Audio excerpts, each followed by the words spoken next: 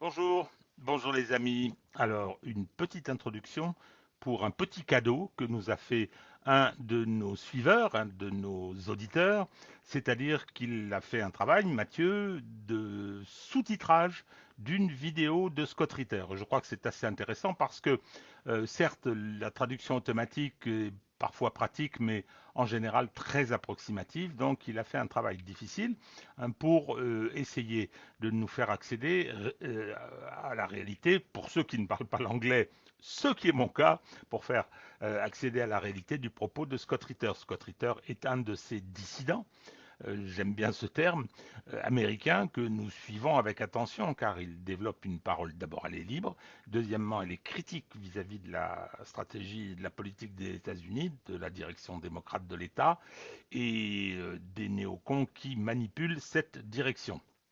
Donc, on va avoir dans quelques instants la primeur sous-titrée et encore merci Mathieu de ce que Scott Ritter a à nous dire, de l'analyse qu'il fait de la situation et comme vous le savez peut-être, parce que bon, certains parlent l'anglais, ce qui n'est pas mon cas, ensuite il y a les écrits de Scott Ritter et puis il y a également tout cet environnement, ce sont des amis, hein, les Andrei Martianov, les Larry Johnson, les Douglas McGregor, bien évidemment, qui a beaucoup d'autorité, et je crois que c'est toujours utile de savoir ce qu'ils ont à nous dire. La semaine prochaine, nous ferons la vidéo numéro 50. J'ai eu, en ce qui concerne les entretiens, la réponse positive. Enfin, je l'avais eu de Michel Collomb, mais il était en vacances, il avait raison. J'ai deux ou trois autres réponses qui vont arriver.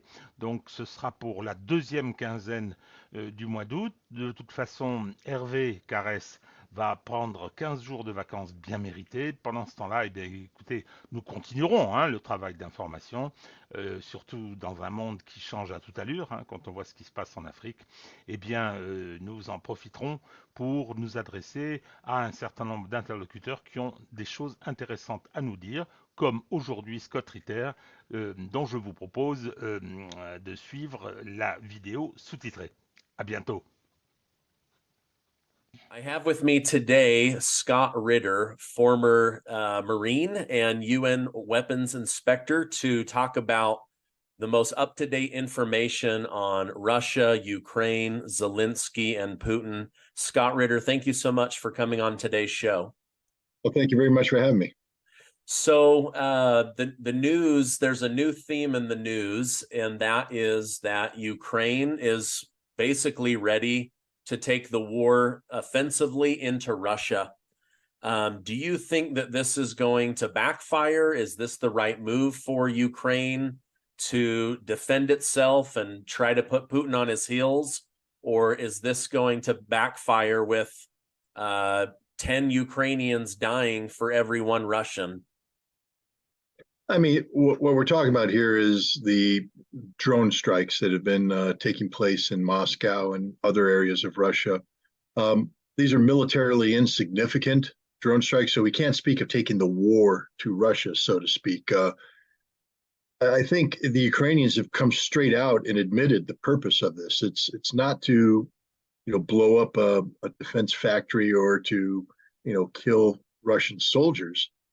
It's to make the Russian people, especially the citizens of Moscow, experience what they say the Ukrainians are experiencing, the attacks. And I understand viscerally what the Ukrainians are saying about, except the following. They've just admitted to a war crime because it's a political objective, not a military objective. There's no legitimate military purpose for this. The purpose is to instill fear in the hearts of the Russian population using random violence.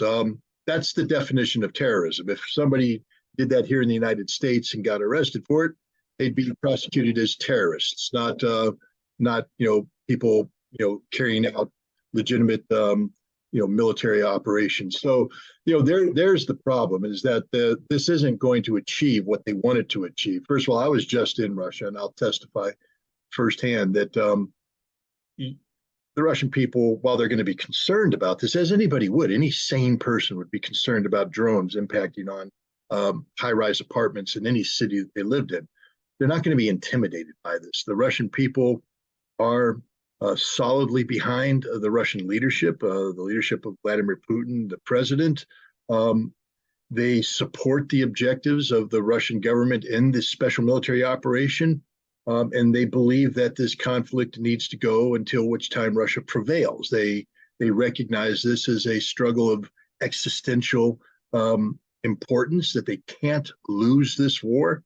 So having a couple drones pop off, it'll scare some people, but it's not going to intimidate anybody. And so the answer is it's going to backfire, because what's going to happen now is not only are you getting the opposite reaction that you you wanted. So you're failing. You haven't terrorized these people into submission.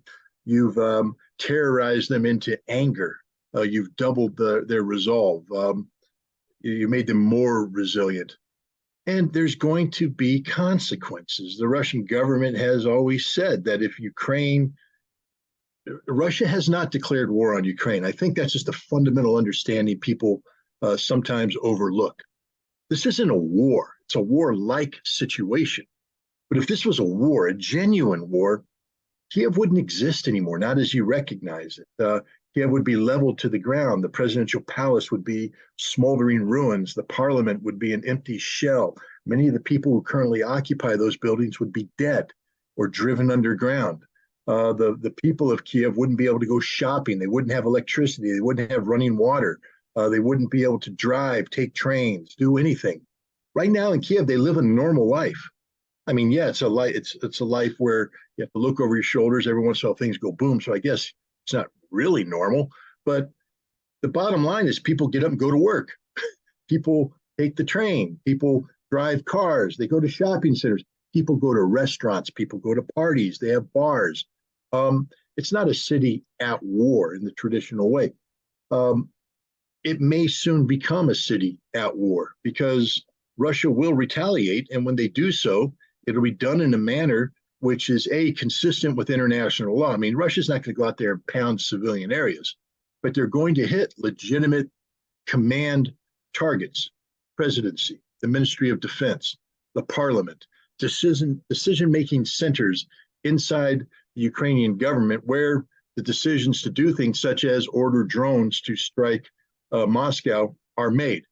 And we also have to remind ourselves that we're transitioning into the fall and the winter season. There's a premium on energy supplies at a time, electrical generating equipment, et cetera. This is all going to be targeted. The Russians are going to take it out. The Ukrainians are going to enter the coldest part of the year with nothing to keep them warm. And they only have their government to blame because their government's the one that thought that they could bring the war to Russia. The war is going to be brought home to Ukraine tenfold. Yeah. So do you think right now they're trying to use the terror of the drones and these attacks on Moscow maybe to persuade the people to not back Putin on this war? The Ukrainians have actually articulated, Mikhail Podolyak, he is a presidential advisor to Zelensky. He has articulated in a very cogent fashion the Ukrainian strategy. On the ground, fighting, they want to get to Melitopol, which is a city in the land bridge connecting Crimea with the rest of Russia. It's about 84 kilometers. Let's give the Ukrainians 2-kilometer credit for what they've done over the course of the past couple months. So we'll call it 82 kilometers away from the front lines. If you take this, you cut off the main north-south highway. Crimea becomes isolated, and any forces in the Melitopol area will be able to bring effective fire down on Crimea, which is something the Ukrainians have said they want to do. That's their goal militarily. They know they're not going to reach this goal and objective because if they do that, they can declare military victory at that point in time. It would be a significant military victory for them, but they're not going to do that.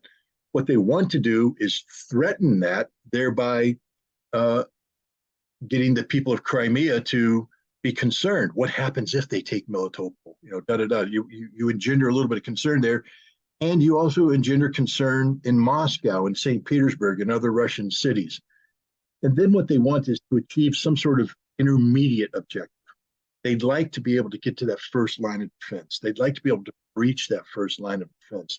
They'd like to be able to grab some territory and hold on to it.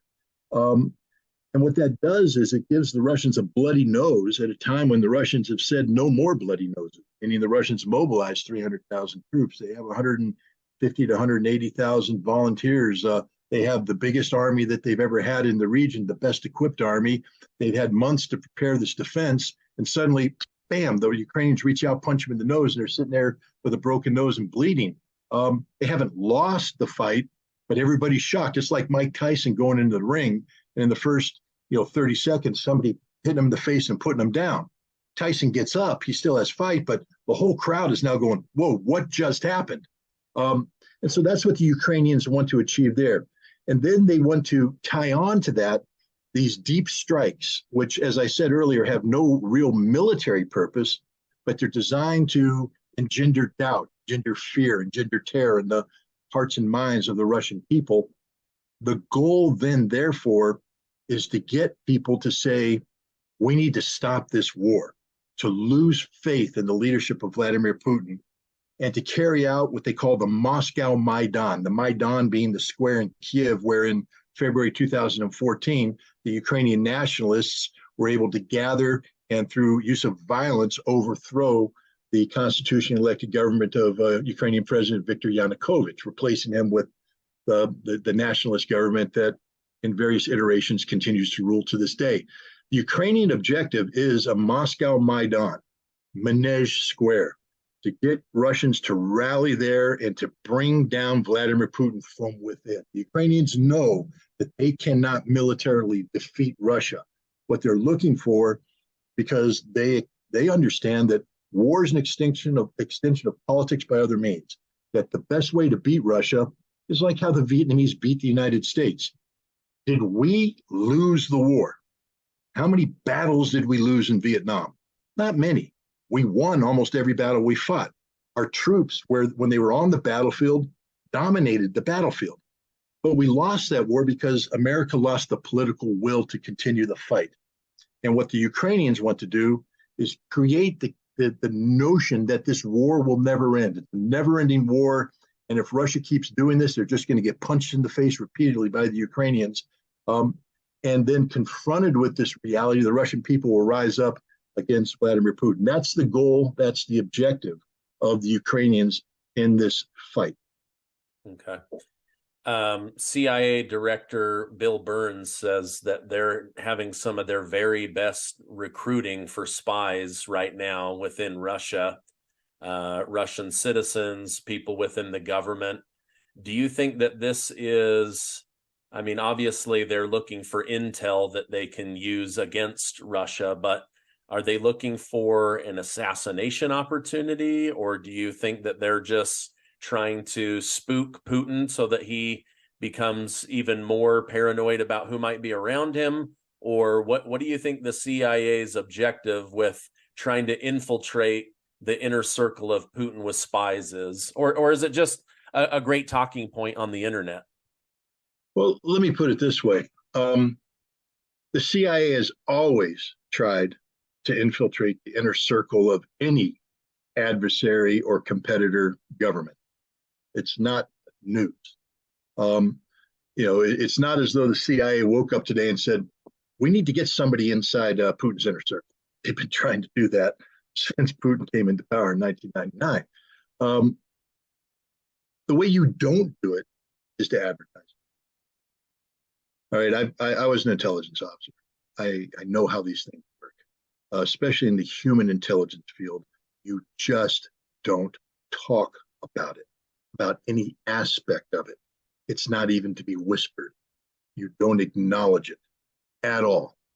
So you have to ask yourself, why would the CIA director suddenly come out and talk about this? Because first of all, what are the Russians going to do when they receive this information? Well, I'll tell you what the Americans would do if the Russians came out and said, yeah, we've had great success penetrating the Department of Defense, the Department of State. We even got some people in the White House and National Security Council. We're the best intelligence we've ever had in the world.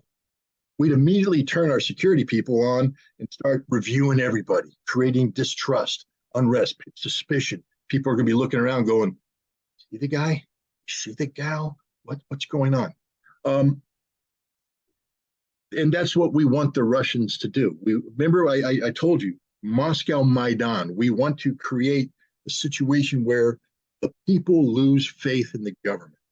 So now, at a time when people are critical of, for instance, the Russian Ministry of Defense, because of what Yevgeny Prigozhin, the director of Wagner, said was incompetence and corruption. He inserted that notion into the minds of the Russian public. Now the CIA is saying, "Hey, we're having great luck, great success," and people are going to say, "Man, maybe the CIA did get some people in there, and that's why Prigozhin's saying there's incompetence and all this stuff." This is a mind game being played by the CIA director. I'll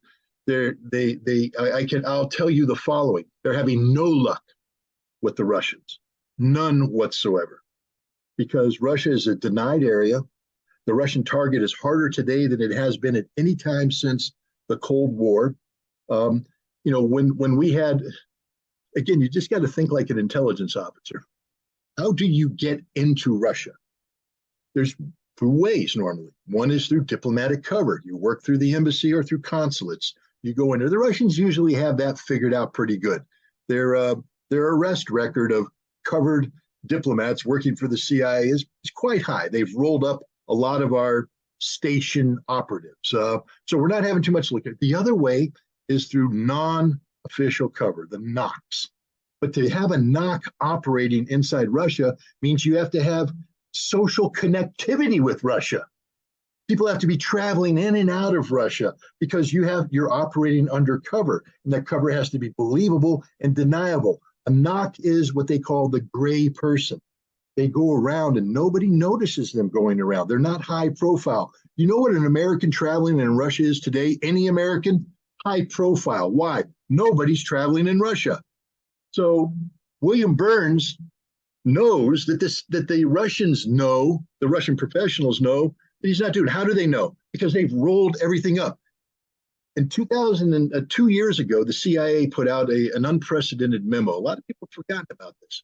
There's a memo went out to all stations warning them about specific communications methodologies that had been used to communicate with human assets, spies, people we recruited, because we lost everybody. We lost them in China. We lost them in Iran. We lost them in Russia. Why? Because it was compromised. They said, don't do this anymore. If we lost all our assets 2 years ago, and Burns wants us now to believe that we've suddenly rebuilt agent networks that take decades to build at a time when Russia is more close to us than ever before, that's some significant hallucinogenic drugs that he's asking us to consume, because it isn't happening. The Russians know it. This is being done for domestic political consumption. The CIA is going to be called to task very soon for what will be yet another gross intelligence failure, the failure of Ukraine. Ukraine is losing the war. The CIA played an important part in this conflict in helping generate this conflict through its support, a multi-decade support of the Banderas ultra-nationalists who are in control, and its covert support through the Ukrainian military, helping facilitate the flow of munitions, and its intelligence support to the Ukrainian government and Ukrainian military. All of this is failing. The Russians are winning. The CIA is losing. And at some point in time, they will be called before the United States Congress and held to account. And so what Burns is doing right now is trying to put lipstick on a pig, trying to positively spin something that can't be positively spun. I will guarantee you right now, I'll put my reputation on the line. The CIA hasn't had a major recruitment success in Russia at all. Because if they did, Stephen, they wouldn't be talking about it. I can guarantee you that. You don't talk about it. You don't hint it. You don't do anything. Who does William Burns think we are? The dumbest people on the planet? I don't want to answer that question. Well, yeah, the whole thing is so bizarre because it's like, okay, why is American CIA announcing how successful they're being with getting spies to infiltrate Putin? And why is Volodymyr Zelensky saying, we've got this counteroffensive, here's how we're ramping up, this is what we plan to do, by the way, we have no ammunition? Like, why would you be announcing from the rooftops any plans if it wasn't like misdirection? It just hasn't made any sense to me as I've tried to follow it. It's a voice of desperation. Do you remember in April 2003, Baghdad Bob, the guy we called Baghdad Bob, the Iraqi government spokesperson? And every day he would come out and he's doing his duty. I have no hard feelings against the guy. He had an impossible job to stand there in front of the cameras and tell the world that Iraq was winning the war. In his last broadcast, when he was broadcasting, saying, no, the Iraqis are here, there's no American tanks. Behind them, American tanks were rolling. So as I'm saying, there's no American tanks, they're rolling. Zelensky, Burns, everybody else, they're the modern day equivalent of Baghdad Bob. They're here trying to spin the story in a way that doesn't make it appear what it actually is. An absolute total Russian victory. Wow. You're familiar with journalist Seymour Hersh. He's the one that broke the story that Biden and the U.S. Navy dive team were behind the explosion of the Russian pipeline into Germany. He has now come out and said that he has intel sources that he's not willing to reveal that are saying that the United States played a much larger role in blowing up the Crimean Bridge than they want to be known. They're trying to let Ukraine take all the credit for that. Do you think there's any truth to that? Was this American technology? He's saying it was like a shallow, basically like a shallow torpedo, that Ukraine would not have this technology, only the United States would have that. Well, let me put it this way. I've known Seymour Hersh personally for 25 years. I consider him to be a very close friend. And I'd like to believe that he reciprocates that feelings towards me. But as close friends, I can tell you that the one thing we don't do is talk about his stories, and he doesn't talk about his sources. One of the reasons why Seymour Hersh is the successes that he is that he has a reputation that if you talk to him, you don't get arrested. If you talk to him, nobody knows your name because he protects his sources. His reputation also is that the stories he writes, more often than not, far more often than not, turn out to be exactly right, that his sources are good. Is he perfect? No. There are examples where he has been led down the primrose path by a source who was lying to him, and Seymour Hersh, even being the good investigative journalist he is, was unable to uncover the lies. He got too close to the story, too close to the narrative, believed the source without quite checking it, and ended up publishing things that weren't accurate. But by and large, he's a man who has a stellar reputation, Pulitzer Prize winning guy who broke some of the biggest stories out there. And if you're somebody of his stature in Washington, D.C., with the reputation he has, people will talk to you. So I find it highly plausible that Seymour Hersh has a source that has the knowledge that is being written about by Hersh in his articles. I have no reason to doubt Seymour Hersh's source or Seymour Hersh's storytelling, meaning how he is taking this information, turning it into story. I understand that he has to shape it in a way that protects the source. I'm pretty good at reading articles and at the end of it saying, I know exactly who talked to this person. It's a good intelligence officer who knows the subject, knows the environment, can do that. I have played that game with Seymour Hersh's article. I have gone through and said, who did this? And I can come up with a list of names, but I can't come out and say, that's the guy. He protects them pretty well. But it also means that certain aspects of his story are going to be fuzzy, meaning not as much detail as you'd like. And it's in the fuzziness that sometimes people attack his story and say, well, he's wishy-washy here, he's not firm here, etc. But he can't be, because he has to protect his source. I if somebody's telling Seymour Hersh that the U.S. was more involved in the strike against the Crimea Bridge than has been acknowledged to date, I would I'd be willing to take that to the bank. I have that much confidence in Seymour Hersh, but I can't sit here and say that I personally vouch for his source. I don't know his source, and I can't say that this isn't one of those occasions where Cy Hersh made a rare mistake. That's always a possibility. But given who he is, given just the nature of the story, I put it in the more likely than not category. Yeah. He mentioned, I believe it was in an interview with Brian Rose over at London Real, that when he broke the news about the Nord Stream pipeline, he specifically used language that Biden and the White House would know was pointing out how real his source was without revealing who the source was. So he kind of cryptically mentioned that he snuck in messages that Biden and the White House would be like, oh, shoot, ignore this story. He's on to more than we want the public to know.